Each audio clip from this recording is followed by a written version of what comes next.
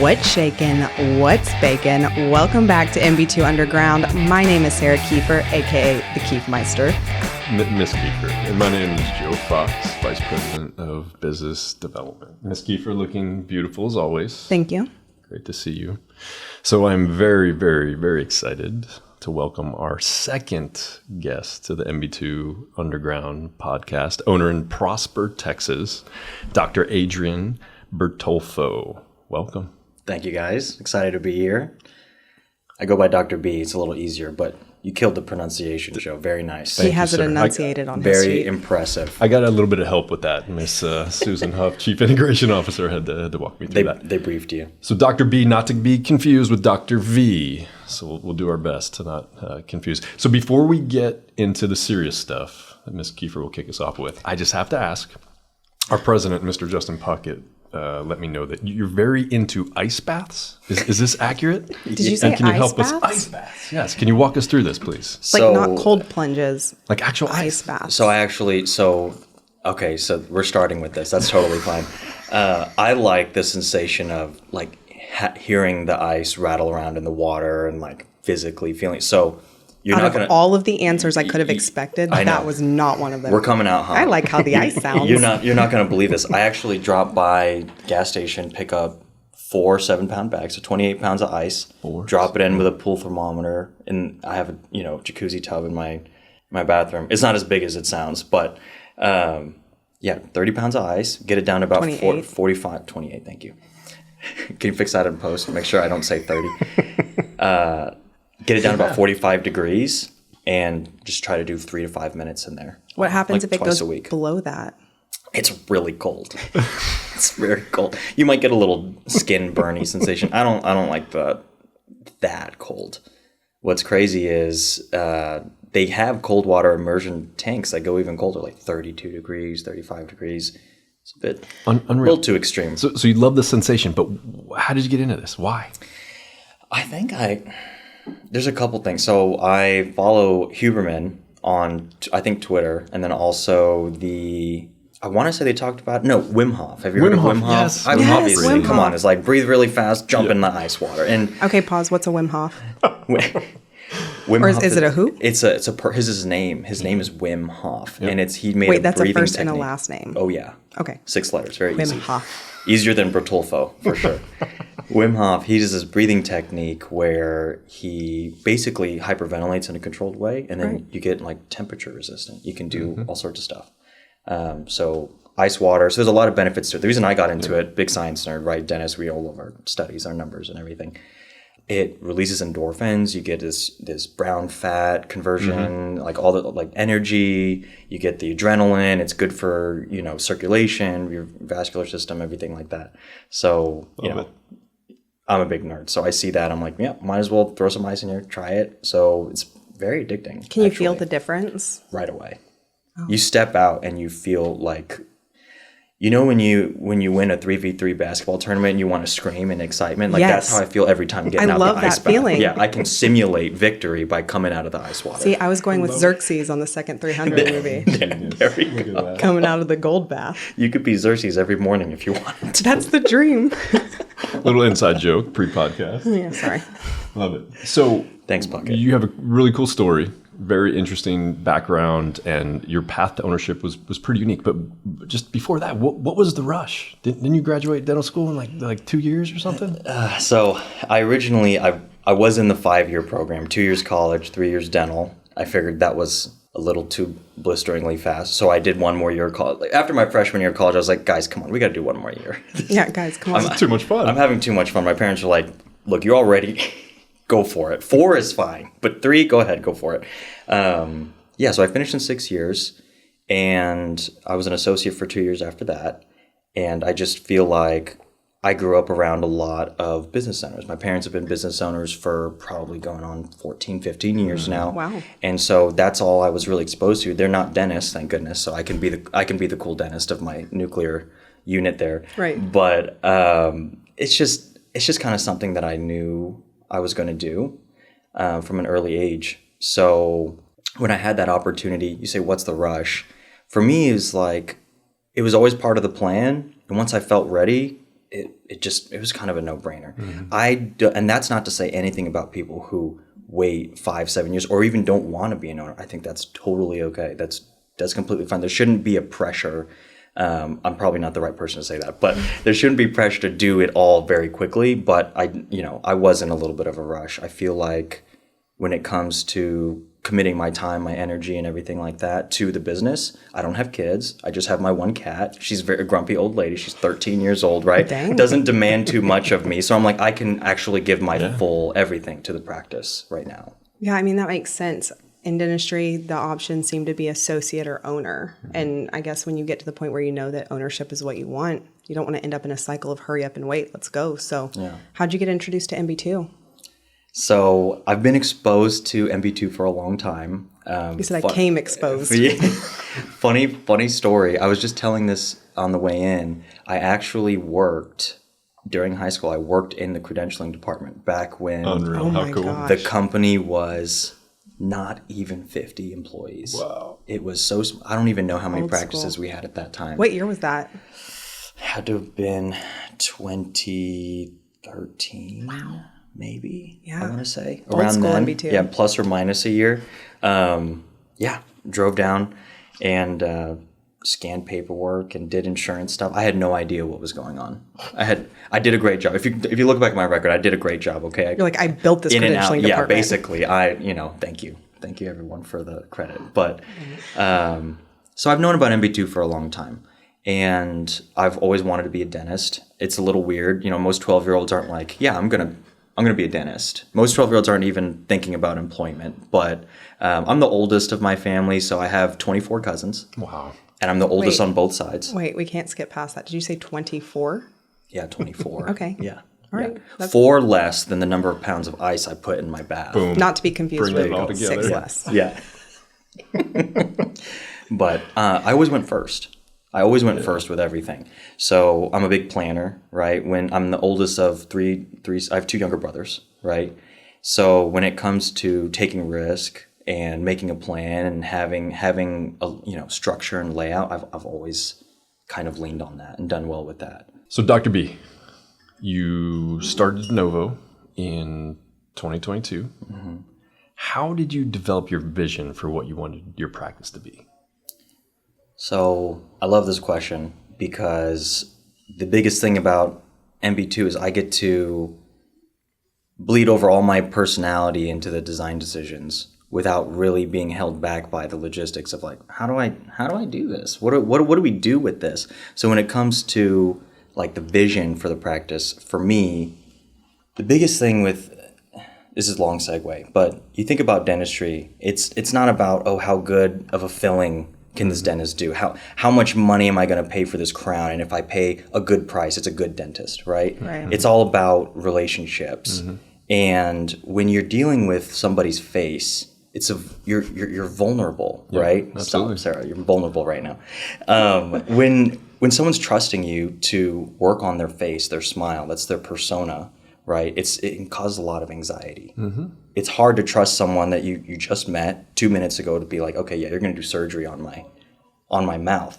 And so my entire practice is set up around the idea of relieving people's anxiety.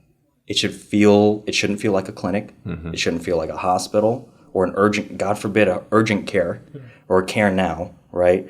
When you walk in, it's people say it feels like my living room, and I'm like, wow, you have a nice living room. Yeah. But it's a compliment. Great taste. Yeah, it's a great taste. It's like, oh, is that an RH couch? Wow, that's nice.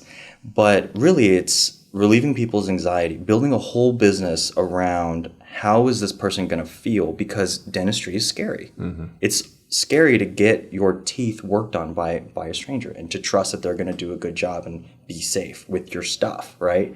So little things like the lighting, the furniture, the check-in process, how you talk to your patients on the phone, how easy it is to make an appointment. All those decisions I envisioned a certain way, and MB2 does the hard work of making it a reality, right? So it sounds kind of weird, but it's like I didn't build it around, we're going to do the best crowns in Prosper, Texas. Like, yes, all the work is excellent, but the thing that differentiates my practice from all the other ones is how people feel. And it's not a foo-foo like feelings are important. Feelings are important, but I get to choose. This person may only see me twice a year, right? I may see 20 patients in a day, and they're only going to see me 2 times every year. Yeah. Those 2 times need to matter, and they need to be a good experience, not, oh God, I'm so scared in this chair, I'm white knuckling the armrest, right? That doesn't happen. We have neck pillows for them. Wow. We play calming music. Like everything is designed around putting patients at ease. And that was my vision from the beginning, because I don't want to feel that way. Like I make the joke about Care Now. I'm ripping off some comedian. I got this skit from. Do you know what I'm talking about? There's nothing now about it, and there's no care. Like I check in half dead, and I'm like, please, I'm so sick. It takes an hour and a half. I'm like on a vinyl couch, face stick drooling. I'm like 10 ibuprofens in. Oh my gosh, I've been that patient. That's Care Now. Yeah. I just put you there. That's what I was trying to not create with Prosper. I love it. And dentistry is a profession where you hear all the time, I hate the dentist. So I think that's the differentiator, right? So I know as an associate, you got to explore different practices. Yeah. I mean, as an associate with MB2, do you feel like that gave you the exposure to what you wanted to build and what you didn't want to build? Where did you come up with that philosophy? 100%. I think that new grads, worst nightmare ever. You come out into the workforce, young Jedi. I'm going to save the world. I'm going to one tooth at a time. And is that a Star Wars reference? It is. It's not a 300 reference. I've never seen Miss it. Kiefer. Never seen it. Okay. That's a problem. Young Jedi dentists, their worst fear is they're going to go be an associate somewhere, and some person, the owner, is going to boss them around and tell them this is how you need to treat people. When you've just spent all this time, money, effort, like blood, sweat, and tears perfecting your education and your craft to go out into the workforce. So you have good intentions. You don't want someone to tell you how to do that or to try to steer you in any way that would make you uncomfortable ethically, right? The thing I really loved about being part of the MB2 network, which I didn't think it was a network at that time, right? But my, employer, really my mentor at that time was Dr. Dardano. And he owned a couple practices. And something I thought was so cool, at the beginning, fresh out of school, you're a young Jedi, you want to practice as much as possible. And I got to cover other doctors at other offices. And that experience of seeing every dental practice is different. It's a living, breathing thing, right? You think it's very copy-paste, but every owner is different, every patient base is different, every team has a different dynamic.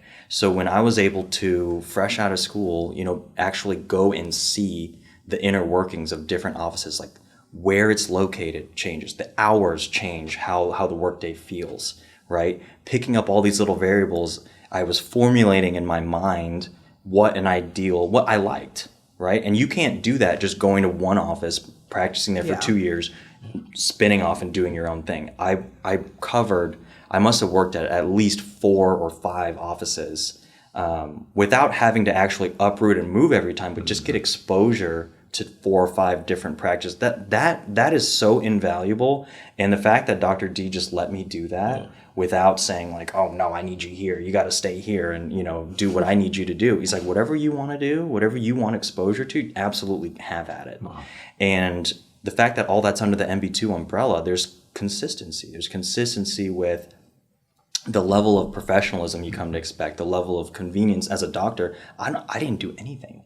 When it came to, okay, hey, you're going to go to this other practice in a couple of weeks, I walk in, my name's on the schedule, I see my patients, and I go home. And and now I have all this data. Mm-hmm. What went well? What did I like? What about the chairs? What color were the chairs? Did I like that, right? And so when it came time to make my own practice 2 years later, I feel like I really leapfrogged so many years of experience just by being there in different places and seeing what worked for me and what worked for other people. And I think that's the only way I was able to formulate what would be good so early on in my career. Yeah, I know you originally wanted to acquire a practice. Is that why you went the de novo route? Yeah, so when it comes to an acquisition, I see it as this golden egg kind of like hypothetical, because when piggybacking of what I just said, like every practice is so unique to the owner. You've custom tailored everything to the way that you like as an owner. Even the patients are a reflection of me. Over time, in the last year and a half, we've probably seen like 1,200, 1,300 patients. Every one of them, I know which ones I like more than others, and the ones I disliked or they disliked me, they're not there anymore, right? So over time, that the patient base tailors to the doctor. If you like the doctor, you'll like their patients. So when it came to practice acquisitions, I vetted a bunch of deals, and there were times I'd go out, and I actually, yes, I want to talk to the owner, but I wanted to see what the patients were like. Yeah. Because that's a reflection of who the practitioner is. And I think something that's really tough is like trying to go into someone's house and go in their closet and pick out an outfit that looks good on you and wear their shoes. I love that And then analogy. go to their It's mailbox, beautiful. check their mail, like go through. How are you going to do That's that, illegal. right? Don't do that. Don't do that, guys. For the listeners at home, please don't check my mail. But is it possible to do a successful acquisition? Absolutely. I think the smoothest way is when you're an associate at someone's practice and they trust you. They've seen your work over time and they can be picky and say, hey, I think you're going to do a good job here. I trust that you're going to take good care of my people. These are my people, right? So Right, it's like you're the brother living at your brother's house. So going and trying on his clothes is different because you already know what's in the closet and what your options are. I'm much taller than my brother, so You're like, I wouldn't know about he that. would be wearing my clothes. No, I'm just for the kidding. record. I'm just kidding. Nikki, don't watch this, please. It's insulting. But yeah, acquisition is great because you get to skip a lot of the growth phase, but you miss out on all of those things that make it your special. I mean, we're there 40 to 50 hours a week. That's more time than I spend at home with my cat, right? So that's Again, the cat makes an appearance. Again, she's famous. The vegan cat. The vegan cat. She's not vegan. PETA, please don't come after me. But Not to be confused with the bread. when you build your own, it's not just the fulfilling part that like you got to make every decision and the growth and everything. Just the patients that I connected with, they stay. They tell their mom, they tell their brother, hey, Dr. B, it was a great experience. Like, you have to go see this person. I always make jokes to the patients that, hey, if there's someone you don't like, refer them across the street. If there's someone you like, bring them here. And I mean it. They laugh, whatever. But I want to see more of the people that I get along with. And that's really only possible with a de novo. When you acquire a practice, nothing wrong with it in a business sense. You could just skip all that stuff. If it's already cash flowing, that's excellent. But it's exactly like that analogy. Trying to put someone else's clothes on and then pretend to be them. There's going to be fallout. There's going to be downsides to that. Yes, it's very stressful to build a de novo. But with MB2, as an MB2 plug, I'm only doing, the fun stuff. Yep. How tall do I want the baseboards? What color do I want the cabinets? You know what I mean? Like, what's the floor? I got to design a floor plan and then send that off to an architect and say, hey, this is what I'm trying to do, and they'll make it happen. Make it work. That, as a standalone person or trying to acquire an existing practice, that's very difficult. Very difficult. So what were the fun parts for your de novo build out? What were the things that you really keyed in on that you really cared about? I actually really I get shy sometimes when it comes to marketing, but I think that's the fun part because I like the envisioning process, imagining what is this place going to look like in the future, right? And marketing is what drives that. You have operations, you have day-to-day, business execution, and you have the clinical verbiage, and all that's important too. But marketing is where you're kind of reaching out into the future to grab a patient that you don't have right now.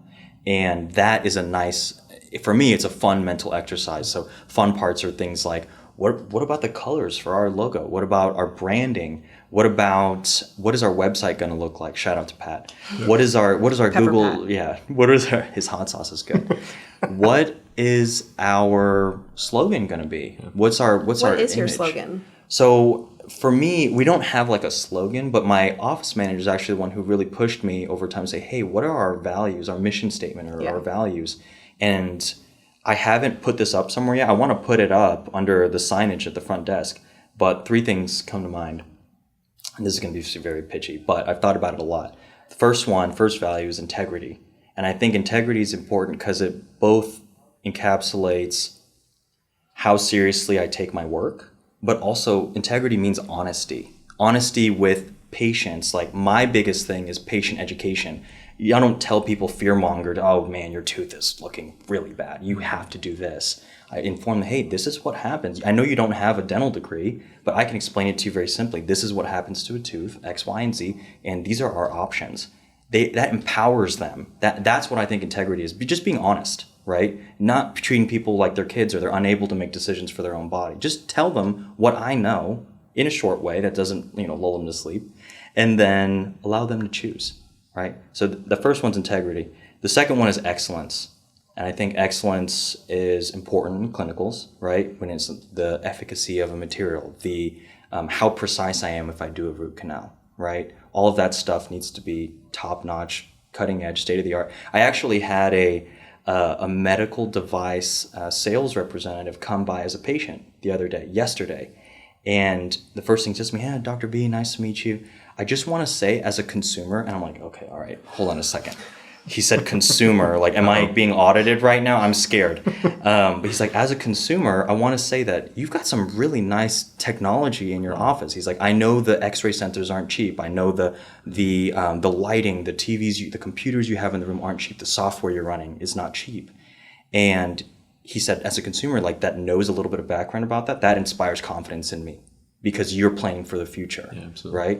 All that stuff, like, surprise, I got it from MB2, right? They know, hey, you want to take digital x-rays, you want it to be fast, this is what you need, right? To be able to plan ahead and build your practice to survive and thrive over the next 10, 15 years. So that's when I think of excellence. I think of it not just in our processes, but also our equipment, the actual dentistry itself, and the patient communication, right? Yeah. So integrity, excellence, and this is my favorite one. The third one's love.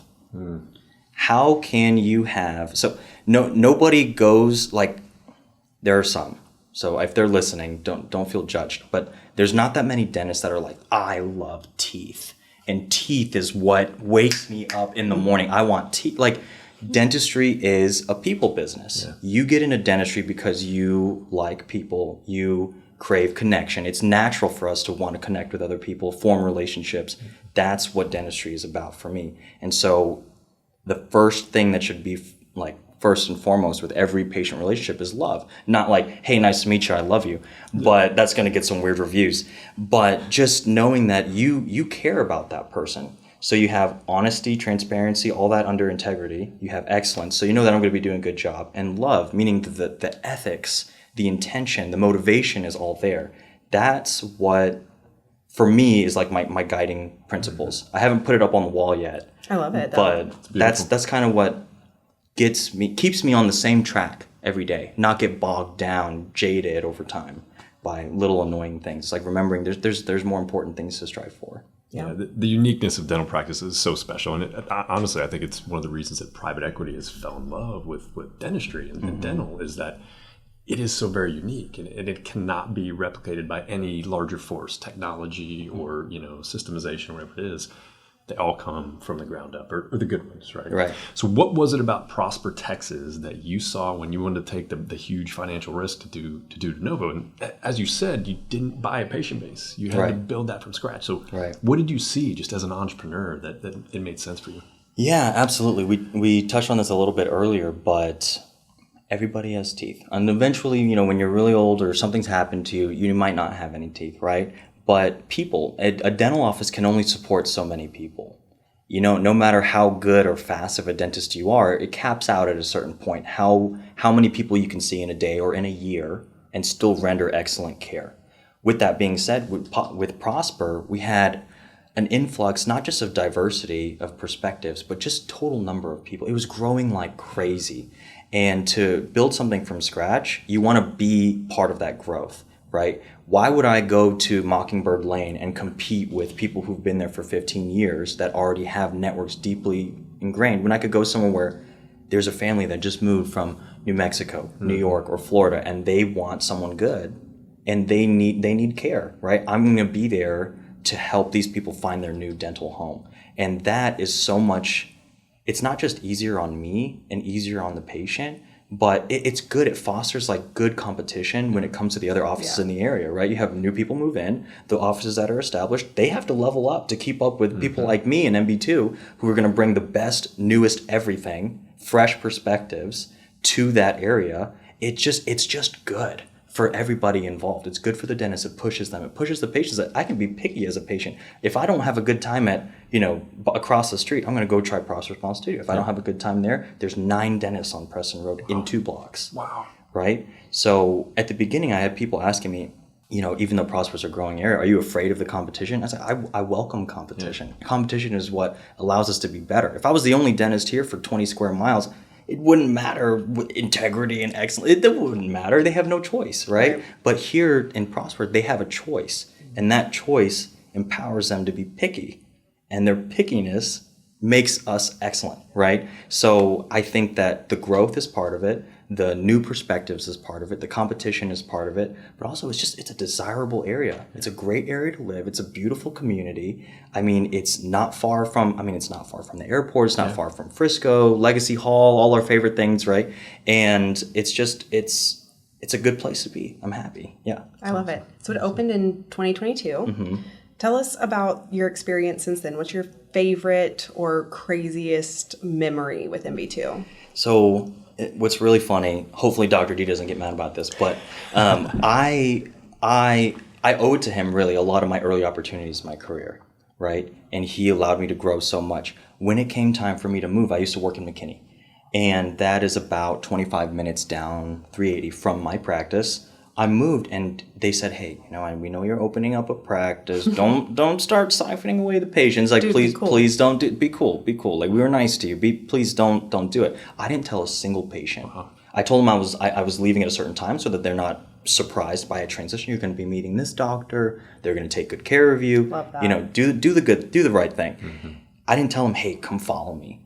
But when I moved, this is like not just a testament, I'm a great dentist, but what was so cool is I had this one patient.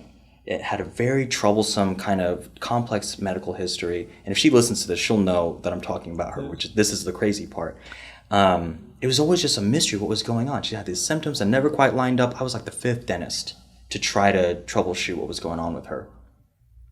I still didn't get an answer even after sending her to multiple specialists, researching all sorts of stuff, talking with her and her other practitioners, like on the phone, talking to her cardiologist. Hey, this is what I'm seeing. Is this related to that? I don't know. I moved to Prosper, opened up my practice, and I didn't tell the patients. She showed up like 8 months in. She said, I saw your name come up on an Instagram ad. Wow. She's like, I'll find you. Because she's like, I found you. And get this, she's been coming here for about a year, and we finally found an answer to what was going on with her like mystery medical problem with her jaw. And it's not because I'm a genius, it's because she continued to see the same person that understood all her complexities. She's a human being. There's like a million different factors that affect her health, right? That to me is crazy because it'd be very easy for her to be like, okay, well, he left. I'm going to have to find someone else. Mm-hmm. But it's not like a competition thing. We live so far away. But she was able to follow and still stay within, the MB2 network. She doesn't even know what MB2 is. And she shouldn't. She shouldn't need to know what MB2 is to know, like, this doctor treated me well and cares about me. I'm going to follow him to where he is, and now he can still receive my care. Yeah. Right? That, I think, is the crazy story because now I've known her for 4 years, right? And it took pretty much that whole time to figure out what was going on. How cool. And life-changing for that patient. Yeah, absolutely. Wow. In the context of the industry changing and changing so quickly, do you have any advice for young clinicians, those that are in dental school coming out and kind of guiding them on kind of what to do, how to navigate the industry going forward? 100%.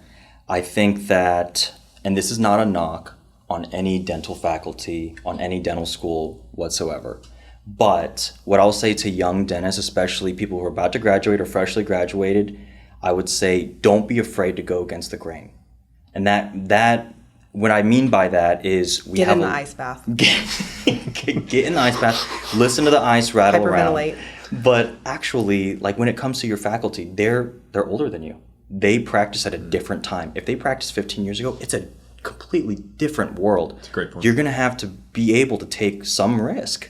And I felt like, opening a practice 2 years out, that was risk. But I also felt like MB2 mitigated that risk for me. It made it possible to make that leap of faith, that jump from being just an associate somewhere to being a business owner, a practice owner, my own boss, right? That is so important.